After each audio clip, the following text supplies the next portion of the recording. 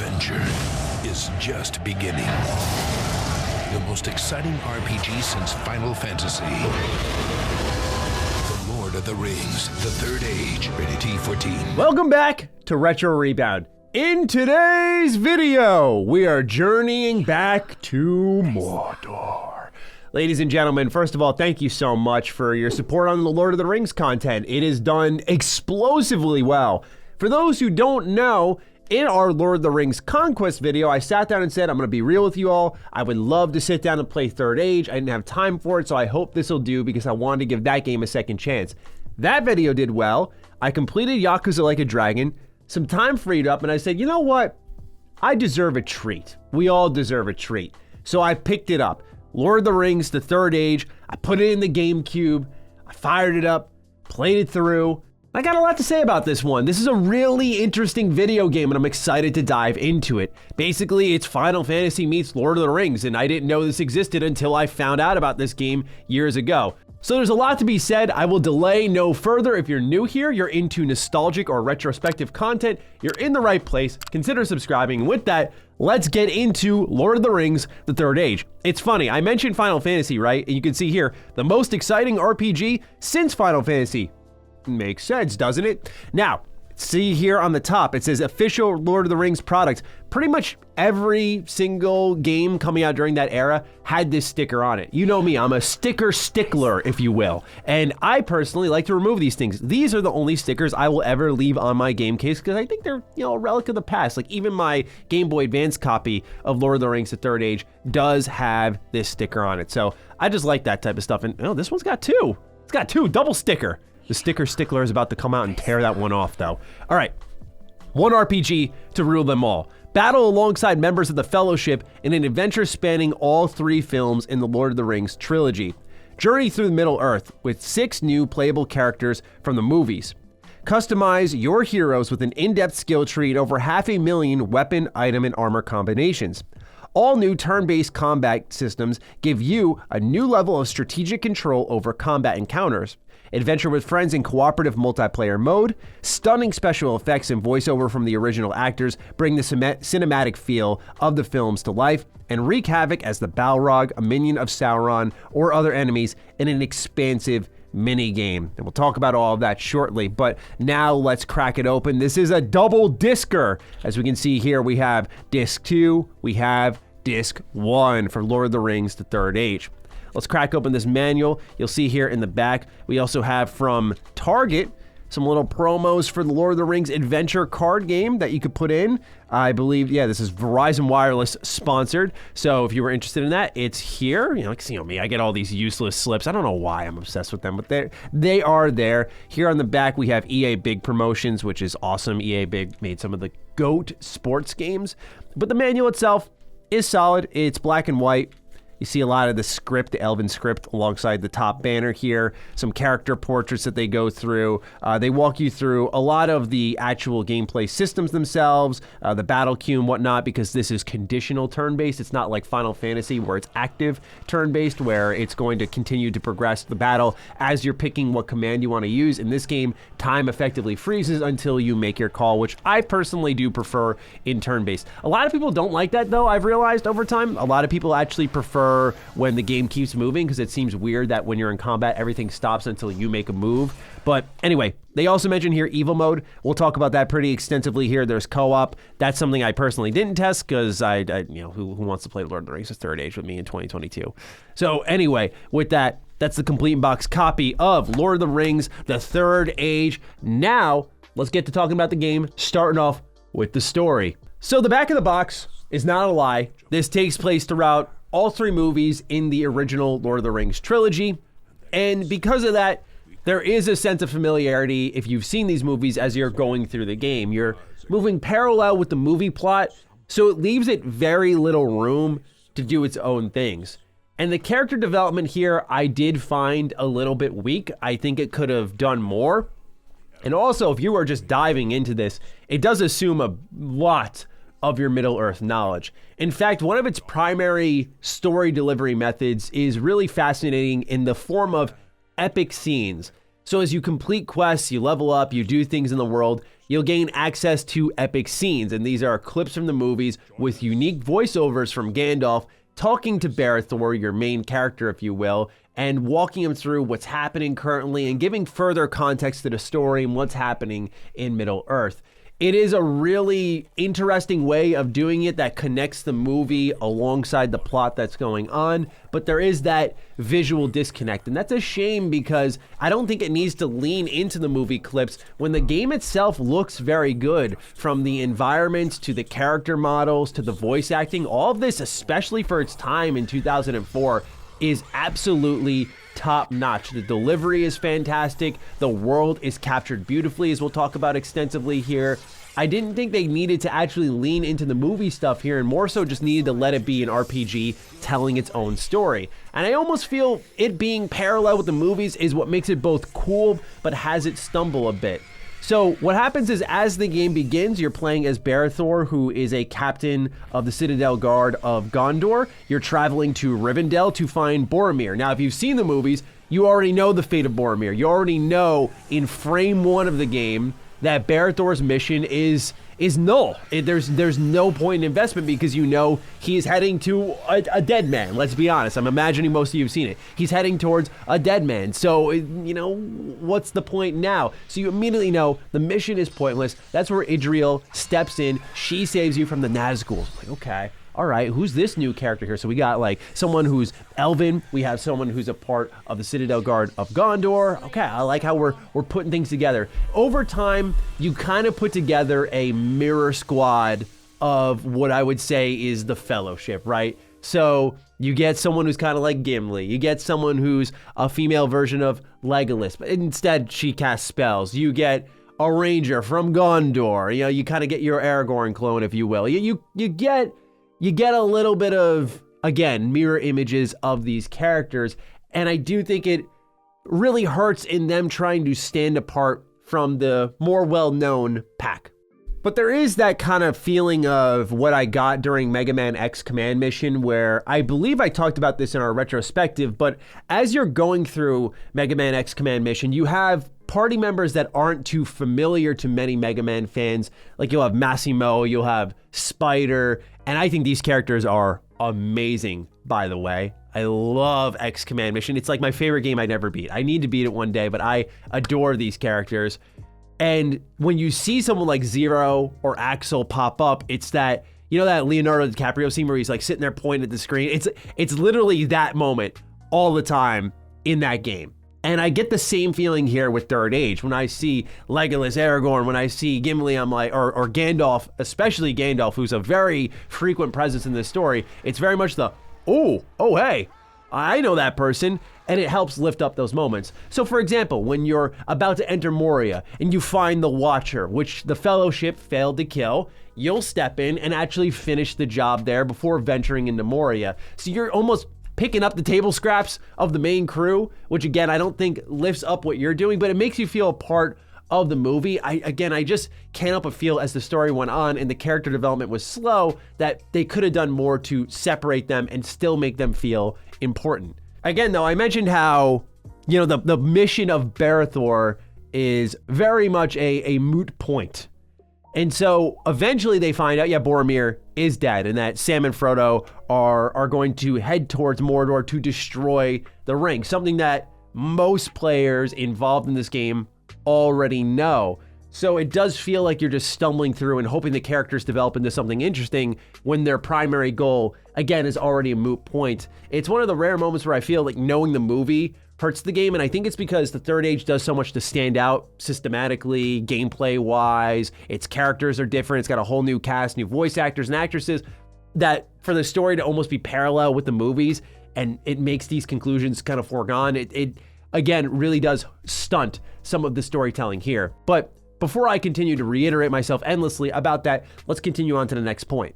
Okay, so it's funny because my favorite scene in all of the Lord of the Rings trilogy is at Helms Deep, right? The Battle of Helms Deep is just, goosebumps every time. That build up to the battle, y'all know what I'm talking about, right? So, of course, the best moment in this game, I feel, storytelling-wise, is when you're at Helms Deep. So it's there where you're playing as Barad-dûr, and as he's fighting, he does hear Saruman in his head that he's going to be punished for his betrayal. And I'm like, where's this coming from?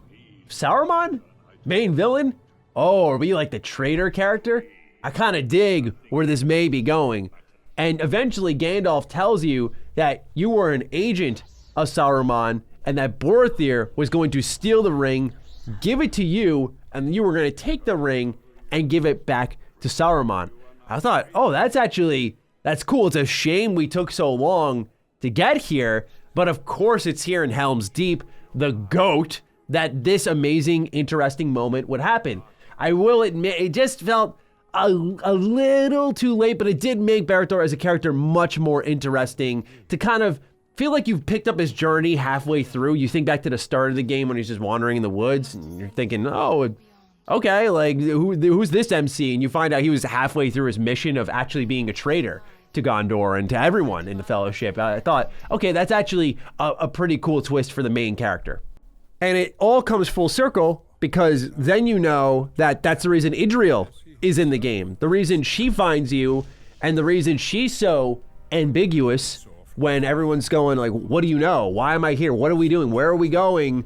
You know, you're just kind of, again, chasing this moot point, but it starts to feel like it was all worth it because now you know Idril was sent by Gandalf to watch over you until the spell could be broken. And that's at a certain point in the story. So I really do like that idea there of these two characters feel like they've coincidentally come together just on happenstance. They have a united cause, although you know Idril's definitely hiding something throughout the whole story, and now you know it's because Gandalf sent her out. So there's a good way of tying a thread to these characters, and I think this is where the story is at its strongest, because now I feel we've broken the shackles of the past, right? There's no more Boromir hanging over our head. We already know what the fate of Boromir is. We know how it's all going to go down. Now we're in Helm's Deep, the greatest territory in Lord of the Rings history, and we're enjoying this nice little plot twist that's happening between the main characters that separates them from everyone but connects them to major characters in the movie, which makes them ultimately more interesting. This is where I think the story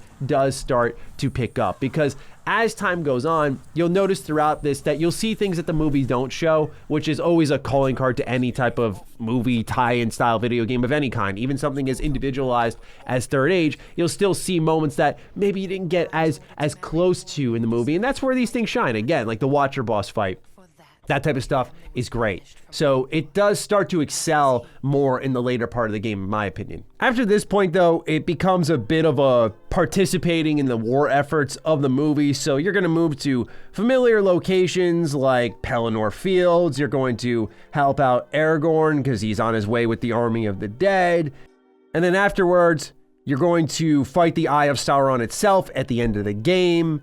And so again, it brings it full circle into the movie for better or for worse, but that middle point there with Helm's Deep to me is a moment of like what could have been. It's still a great game. I'm happy I played it. I did dig it, but I have to say that I was a little disappointed with the story for it being an RPG.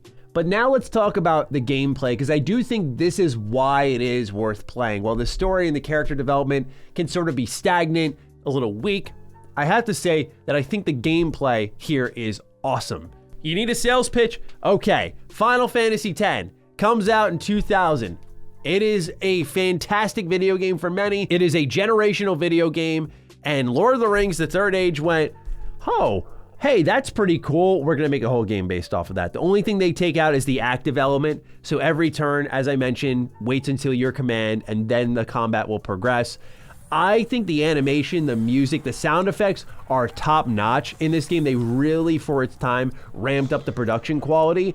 Also, I have to say the spell suite you get and the way you progress them is fantastic. So for those who don't know how that works, what happens is you have a set of skills you begin with. As you use these skills, you get SP, skill points. And as these skill points progress, you'll unlock more skills. Eventually, you can go into your skills menu and you can pick one of two branching paths to progress your character in a particular direction. So for Barad-dûr, or I wanted to learn how to do counterattacks. I was building him as a tank. So whenever I leveled up and put in my stats, I put a lot into constitution and a lot into strength. That's something else you can do is level up your characters. As you progress in the game, you pick where the stats go. But back to the skills, what I would do is put a lot of my effort into anytime I used a skill in the game, it would be progressing towards now counterattack. But I could have gone the opposite way and done, I think it was Wrathful Strike or something like that. So there is a way for you to progress your character and have some agency over how exactly it's done, which I think makes the game a stronger RPG.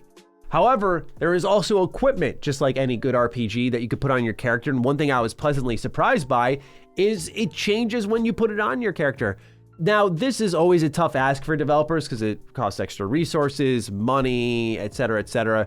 But I love when you put on equipment and you can actually see it on your character. I love that. And this game has that. Different body pieces, different bracer pieces, shoulder pauldron, different helmets, swords, shields, etc., etc.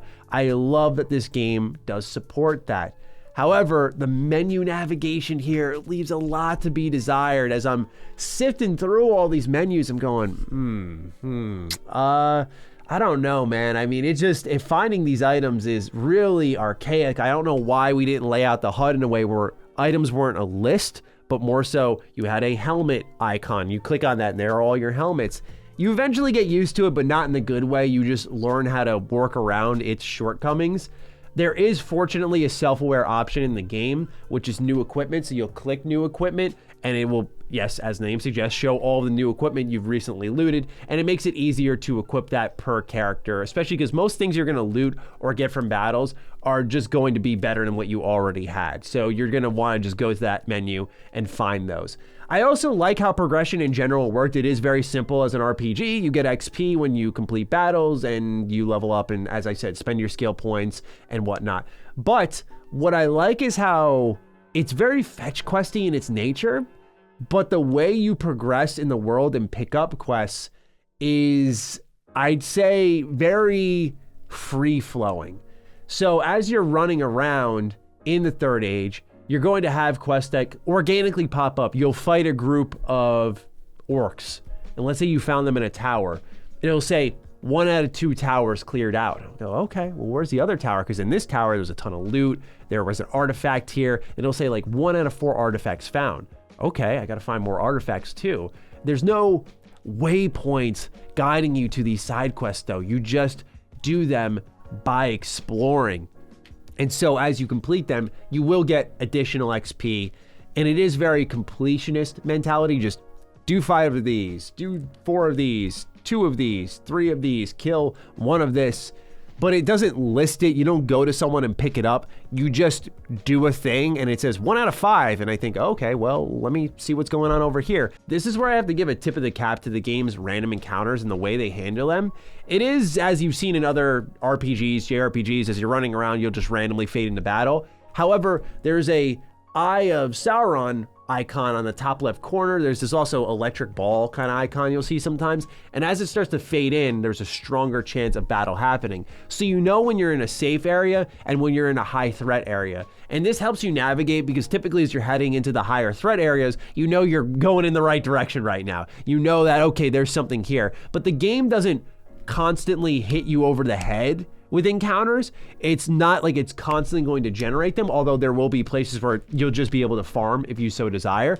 But the way the game works is that eventually you'll run out of random encounters, if you will. Like once you clear out an area, that eye will disappear and there won't be any encounters now until you go somewhere else. So the game is actually pretty fairly balanced in that regard, where a lot of the XP payouts, you'll notice you're leveling up almost every battle or two, every quest or two you complete, you're leveling up. It's got a really good pace, a good rhythm to its gameplay, and I think it's to the strength of the game, but that's because of the fact that you're not able to just randomly battle 24/7. This works because the environments are large, they're pretty, and I want to take them in. They're brooding at times, they're creepy at times. It's allowing the game to flex its visual muscles a little bit more. And I think it was overall a smart call to not have you fading into battle every 5 to 10 steps, but instead letting you know when battles were gonna happen. So ultimately the game would free you up most of the time, especially because the HUD in the game is relatively faded out as well. You have a little map icon which will guide you towards your main objective, and that's also great because that means that where your main objective is, everywhere else you're going is not going to be that, and that helps you track down those sub-objectives. So another strong point of the game there.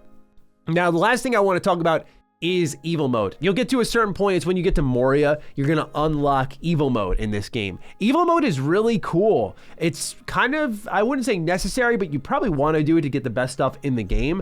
So you'll go through certain points in the game as, we'll say, the heroes, and you will fight orcs as you would typically expect. But what happens in hero, or in villain mode, sorry, is that you will actually play as the orcs, play as a troll, play as a Nazgul, and fight your party and kill them and get gear for it. It's really funny how it doesn't really connect but rewards you, but once you finish it, they'll give you things like new elf stones, new equipment that you can put on your characters to make them better, to buff them up more, and it's just a fun twist on things. You get access to a whole new move set, and they don't buff up your party nearly as much as they should be, because the idea is just go complete it. But it's a fun, as the back of the box describes it, expansive mini game where you'll just dive in to random evil mode battles. You'll take out your own party. It's almost like puzzle battles. Sometimes you got to do very specific things, but I do enjoy it because, again, it just offers you new movesets and the ability to play as the villains. So all in all, this was a really cool game. Is it my favorite? No, but certainly something that I dig and I do recommend. I think visually this game is impressive. I think its animations are great. Its music, of course, it's Lord of the Rings, so it's doing just, you know, lightly changed renditions of what you've heard in the movies. So it's fantastic on that front, as you would typically expect. I do think the character development is weak, but over time there might be an endearment developed as you see them play a larger factor in the world, and then it sort of filters into army duty where you just start to see familiar faces and it feels more like a tie-in game, when I think the Third Age as a game suggests that it's much more open-ended and can do a lot more with it, but they just tie into the movie very closely, which isn't a weakness, but I think it actually would have been stronger if it went off and did its own thing. But all in all, solid game, do recommend it. And especially if you like turn-based games, I just want to see more of this type of stuff in the Lord of the Rings universe. I think it would fit really well, especially now that we see more creatives really wanting to see others express what is possible in their universe where they're not directly connected. I think of Cyberpunk Edge Runner as a recent example. Like, okay, you see some locations from the video game, of course it's Night City, but it's nothing to do with the video game itself, right? It's just the same world. I think we could have seen the same thing here. I think we should see that more down the line. So fingers crossed on that. But that's all I have to say on Lord of the Rings: The Third Age. I'm looking forward to seeing your thoughts down below, so please do fire away. Other than that, take excellent care of yourselves, and I will see you in the next Retro Rebound. Peace out.